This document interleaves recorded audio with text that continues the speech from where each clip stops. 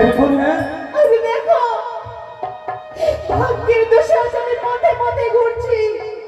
তাই তো স্বামীর মরা দেহ নিয়ে আজ আমি গঙ্গার জলে ভাসছি দাদা। ছাত্র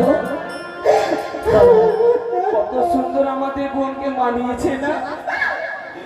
এই তো আমরা চেয়েছিলাম আমাদের বোনের কত সুন্দর মানিয়েছে। আরে বলো না বলো না বেহুলা রে, ছোট দাদা তুই কি আমার সেই বেহুলা যাকে কত সুন্দর ভাবে গতকালকে উঠানটা বড় রাজপ্রাসাদের দক্ষিণে সাজিয়েছিলাম ওরা? 6টি বৌদি এক এক করে অষ্টসখী যার সঙ্গে দুর্গার নেই প্রতিষ্ঠিত করেছিল তাকে তোরা কত সুন্দর ভাবে জামতার হস্তে তুলে দিতে আমরা বিদায় করেছিলাম। ফিরে গেলি চম্পকনগরের রাজপ্রাসাদে আলোয় আলোকিত করতে, কিন্তু একে দর্শন করলাম রে।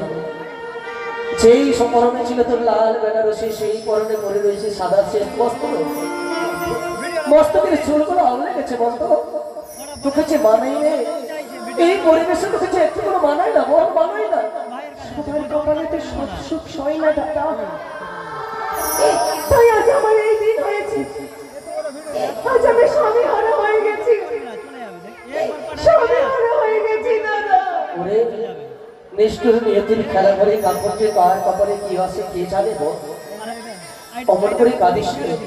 তাই বলে বিহলে একটি কথা বলবো তোকে, দে তোর মৃত স্বামীকে সুন্দরভাবে আমাদের হস্তে তুলে দে, সুন্দরভাবে চড়াই ডেকে করে বগলে রাখো, আর তোকে ফিরিয়ে নিয়ে যাবো কোনো সে উজানিত করে রাজপ্রাসাদে।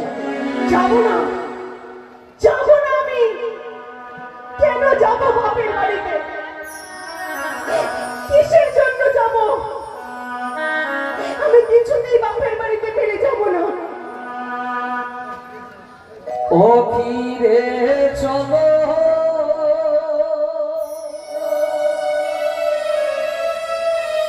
ঘরে,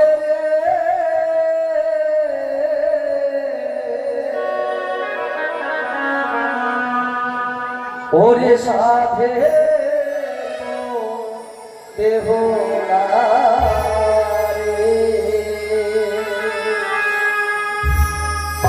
ফিরে